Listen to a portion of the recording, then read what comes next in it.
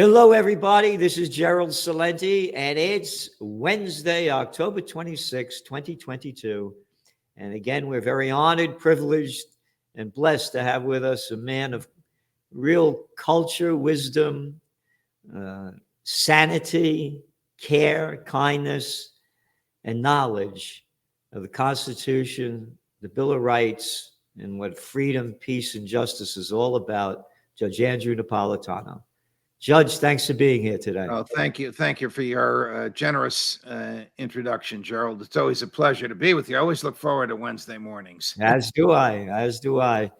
So much is going on. And you wrote an article, we'll start with that, about Bush, Guantanamo, and the rule of law. And it's about these guys that were charged with 9/11 and the injustices done to them. And as I read the article, it was basically there is no justice, and that all this happened because, again, you made it very clear. You said that, and to keep the Department of Justice out of these cases were all made by the legally ignorant, Constitution-defying President George W. Bush. Legally ignorant. Basically, because he authorized torture and because he took the perpetrators of 9/11 away from the DOJ and put them in the military justice system, no one has been convicted in Guantanamo Bay. It's an easy number to remember, 0. No one has been convicted of any 9/11 crimes. And now the government doesn't want to try Khalid Sheikh Mohammed. So for 20 years, the government demonized him as the second person after Osama bin Laden who orchestrated 9/11. And now they're afraid to prosecute him. Why are they afraid to prosecute him? Why are they having plea negotiations with him when they say their case is a slam dunk? Because they're worried about what he'll say on the witness stand. A, about the tortures that were perpetrated on him. B, about the injustices of American foreign policy going back to the Eisenhower administration, where we kept invading the Middle East, supposedly to bring democracy there. So in order to keep him from saying that stuff in the courtroom, they don't want to try him anymore, and they want to enter into plea negotiations with a person they told us was the second greatest monster in the modern era. It just shows what happens when a fool and an idiot like George W. Bush gets his hands on the concept of due process. He and his buddies in the Congress, like Lindsey Graham, will just wreck it. They say, send them to Cuba. They'll have a fast, down and dirty military trial. They'll be convicted and executed. The litigation's been going on for 12 years. And after the 12 years, they've thrown up their hands and said, we don't want to prosecute them. The American people need to know what Bush did to the rule of law. Oh, and what did it cost? $100 billion with a B dollars in 20 years to build, own, and operate Guantanamo Bay. No. 100 billion with a B. It's mind-boggling, staggering. Oh my God. So, the buddies made all the money, the people that built it and everything. Oh, absolutely. Yeah. The people that built it and the private contractors that maintained it made a fortune on all of this. I got in trouble at Fox once. I actually said it to a mutual friend of yours and mine, Ralph Nader, on his show, and I didn't think Roger Ailes would see it, but he saw it. I said that Bush and Cheney should be charged with war crimes. Of course, he went berserk on me, and then we kissed and made up. Bush and Cheney should be prosecuted for war crimes, for slaughtering innocents, for leading the American military into an unjust war, for doing what they were told by Phil Giraldi was not the truth. Phil Giraldi, great CIA operative, told George Bush in the Oval Office Saddam Hussein does not have weapons of mass destruction. Bush threw him out, announced that Saddam Hussein did have weapons of mass destruction, and used that false pretense as a basis for killing about 850,000 innocent Iraqi civilians. These are war crimes, and he and Cheney should be prosecuted for them. And Guantanamo Bay should be raised and they should put salt in the earth where it was so that nothing else can ever be there, like the Romans did to the Carthaginians. Two things, or a couple of things. Number one, that a clown boy like this in what they call America, democracy, could do what he wants and authorize what he wants as the president is disgusting. Yes. Number two, what are we doing in Cuba? Hey, how about those Russians in Crimea? Why? How dare they? They were only there forever. What are we doing in Cuba? What is America doing in Cuba? The hypocrisy. It's property that Teddy Roosevelt stole 120 years ago. We entered into a 99-year lease with the Cuban government, such as it was at the time. The lease is over, and we haven't left. Those dirty Russians, those terrible Russians. How many did you say? I saw the numbers of over 1 million killed in Iraq. But let's go with your number. What was it, 800 and something thousand? Yeah, that's the Johns Hopkins study. Whatever it is, it's an astronomical number of innocents killed. Right. So, and now let's talk about how they leveled the place, destroyed it, ruined the lives and livelihoods of the entire nation. And now the media, day after day after day in America, covers the Ukraine war and what those terrible Russians are doing, but never did they do it when America destroyed Iraq, Afghanistan, Libya, Syria, and on and on and on.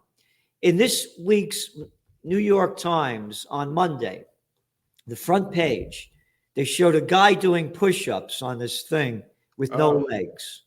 Did you see that? A young, otherwise athletic, good-looking young guy. I saw it. It was heartrending to see that photo. You got to look at it twice to make sure you're looking at it right. All of a sudden, you realize he's doing push-ups and he has no legs. Right. And then when you opened it up, they had 2 pages, full pages of guys that lost their arms and legs, and right? Yeah. How come the New York, and so now the average person sees that like we do and say, oh my God, this is terrible. Oh, those dirty Russians. How come the New York Times didn't cover day after day, week after week, month after month, year after year, the wounded of not only the Iraqis and the Afghans, but how about the American soldiers? They never did this. Right. I'm mentioning this because this is how the propaganda works. Most everybody that I know, that I talk to about what's going on in Russia, all they do is they say how disgusting and rotten Putin is without knowing any of the facts and not once mentioning how rotten and criminal Clinton, Obama, Bush, one after another, have killed all these millions of people during their terms in office accumulated. Never a mention of that, only about how disgusting Russia is. So I'm saying to you, the propaganda is right in front of our eyes and how effectively it works. According to our friend and colleague, the great Phil Giraldi, who spent his career in the CIA until that incident where Bush threw him out of the Oval Office, and then the next day he resigned. Much of the media today has been seduced by so-called secrets and inside information they get from the CIA and from MI6, the British version of the CIA.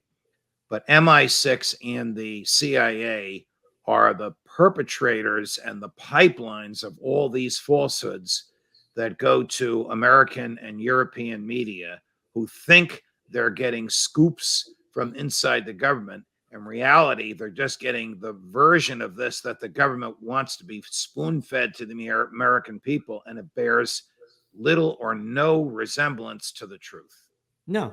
And again, and the people swallow it and they follow their leaders. Just like, how can you be so stupid to follow a little daddy's boy born on third base and thought he had a home run, George W. Bush. We're going to get that guy, Osama bin Laden, dead or alive. I'm not making that up. Right. 88% of the people supported the Afghan war. 88% of the people. Correct. And Correct. talking about the war and the Ukraine war, to show the hypocrisy and the low-life pieces of scum crap that we call lawmakers, and we don't need another law, by the way, lawmakers, little people that have been sucking off the public tit their whole lives, politicians. The so-called progressives, on Monday, it was big news. It was big news. They sent a letter to President Bush, Biden, Greenberg iceberg. What's the difference? They sent That's an old joke. Greenberg iceberg. What's the difference? You're right. I mean, they sent a letter to Biden saying that the United States should push Ukraine or talk to Ukraine for peace talks because the country is being destroyed. And that made the news. 24 hours later, these little cowards retracted what they wrote and said that they fully support America's support of Ukraine, militarily and economically.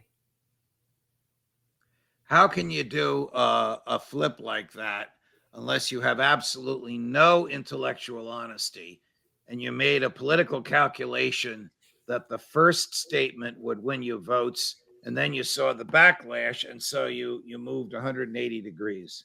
So not only are these politicians criminals, not only are they cowards, they're stupid. Yep. Fulton Sheen used to say, I'd rather deal with a smart devil than a stupid one. We're dealing with devils that are stupid on both sides of the aisle, whether it's George Bush or whether it's these hard left progressives that are tugging Joe Biden to the left and that seem to be controlling the Democratic Party. It's terrible. They're not progressive. They're regressive. Yeah, well, they just like liberals took the word liberal from us, classical liberals. These people, thanks to Woodrow Wilson, took the word progressive with an uppercase P. There's nothing progressive about them. They're not interested in progress. They're just interested in government control. That's it. Government control of human behavior. And they're cowards. They're gutless little cowards. You know what I say? Anybody that supports the Ukraine war, go over there, put on your military drag, go fight, send your money, send your wife, send yourself, send your kids, go over there or shut your mouth. You want to go fight, go fight. They're a bunch of cowards. And it shows you the ignorance and the stupidity and how low this country has fallen. Yes. Ron Paul used to say every time he voted against foreign aid, hey, you want to give your money to a foreign country? Send them a check. Your money, do with it whatever you want. But I'm not going to take dollars from the taxpayer and give them to some dictator in Eastern Europe. Of course, he always lost that argument, as rational as it was. You're making the same argument, and we'll lose that argument because the government always wins, as rational as our argument is. Yeah. You know, the government lost one yesterday. You and I talked about it before we went on air, involving vaccines in New York City. The mayor of New York fired police, fire, sanitation, and EMS workers. The core functions of the city: police, fire, emergency services, and garbage. Without those four, the city's a rat hole. He fired those people who wouldn't take the vaccine. Yesterday, a courageous New York State Supreme Court justice ruled the vaccine does not prevent the transmission of the disease. It does not prevent you from getting it. It's an experimental chemical. It's not about safety. It's not about health. It's about control. Mayor, you should be ashamed of yourself as an ex-cop for what you did to your fellow cops. Hire them all back and give them their back pay. And of course, the city's appealing it to an appellate court, and the city will probably win. But this opinion this judge wrote yesterday could have been written by Gerald Celente or Andrew Napolitano. It was so right on the mark about human freedom and the value of work and how the government has no business interfering with hard work that we taxpayers pay the government to perform for us. Again, talking about what he said, that also that clown boy playing mayor, what a bunch of disgusting freaks that are running us. Look at the little jerk before him, the arrogant little de Blasio, Warren Wilhelm Jr., who changed his name. Look at the moron, ignorant fools, one after another, that are the, quote, politicians running our lives. That clown, arrogant boy playing mayor in New York, they didn't have to get vaccinated. Celebrities, right? Athletes, artists, Broadway performers. And the judge made a big deal out about that. How serious can you be about public health if you're exempting the elite, the people that are all making 7 and 8 figures a year? You're exempting them and punishing the blue collar people that are picking up garbage, that are fighting the creeps, that are putting out fires, that are saving lives in the back seat of ambulances. These are the people you're punishing. Reprehensible what the politicians have done. It takes a courageous judge to call them out. I have to tell you that my view, unfortunately, is that he'll be reversed because the appellate courts have ruled in similar cases against him. But what he said needed to be said. And as we speak, he's an American hero in New York City. Again, how can they appeal this when we just made the point? Oh, it's okay for celebrities and baseball players and people that sing and dance not to get a vaccination. I mean, how can they appeal something like that and win? Well, that issue has never been appealed. The fact that he took a class of people, in this case elites, and removed them from his order. But the issue of whether or not he and the health department have the power to issue and enforce the order has been appealed, and they've won. Maybe this failure to treat people equally by punishing some and not punishing others will resonate with appellate judges. I don't know. Well, again, thinking about that, of course, treating people equally, it's not going to happen. So they'll probably lose. And by the way, our CDC director, what's her name? Rochelle Walensky. Oh, totally jabbed, maxed out on the shots. She got COVID. Right. I mean, and again, as the judge said, no, it doesn't stop transmission. Again, the whole thing, remember, it had a 96% efficacy rate when they sold it to the people. And now you got Biden. He got COVID, twice? And he's fully vaxxed, fully boosted. And he's bragging again. He's getting another shot and telling people to get it. We are living in deranged times in front of our eyes. Yes. And Alex Jones can lose his freedom of speech because a judge says your opinions are non-opinions. I mean, we really live in dangerous times. And I'm not patting you or me on the shoulder, but we have to keep discussing with your audience and mine what we've been discussing, because the public needs to know just how bad and how dangerous things are.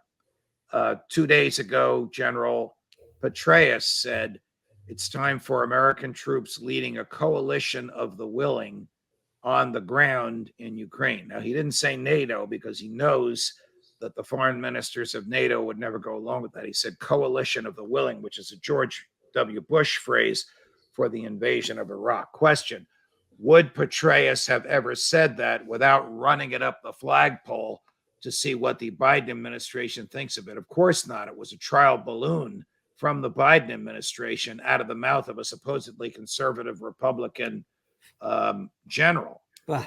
So things are bad, Gerald, but they're going to get worse. We are probably already in World War III. We probably have hundreds of troops there. They're not in uniform, which exposes them to summary execution legally under the Geneva Conventions. But that's where we're going. It's very, very bad. Yep.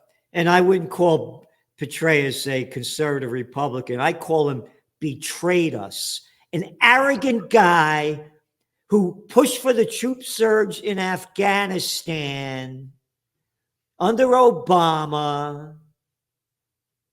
An arrogant guy, a loser. A loser. By their deeds you shall know them.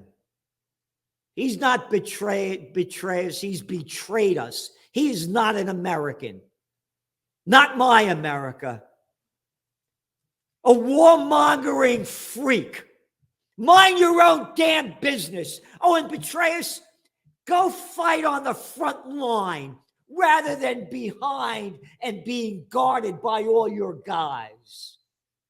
I'm sick of these clowns, like that guy Miley. Look at that guy. Look at the other guy, Mad Dog Mattis. Look at the freaks, these generals. Look at the guy that's play our Secretary of Defense, Lloyd Austin. Where did he come from? Oh, the board of directors of Raytheon, the second largest defense contractor. They've all betrayed us. Well, they are not Americans. They are warmongering freaks, and I've had enough of them. And I'll say it to their face. Actually, I can't wait to see you say it to their faces. I hope such a confrontation happens. I would write, you little freak. How dare you? How dare you betray our founding fathers like George Washington, a real general that fought. Hey, cross the Delaware? No, he didn't take a ferry. No, and fought, and his farewell address, telling the American people not to get involved in foreign entanglements. And you dishonor him? And you call yourself a general? You're a general piece of crap.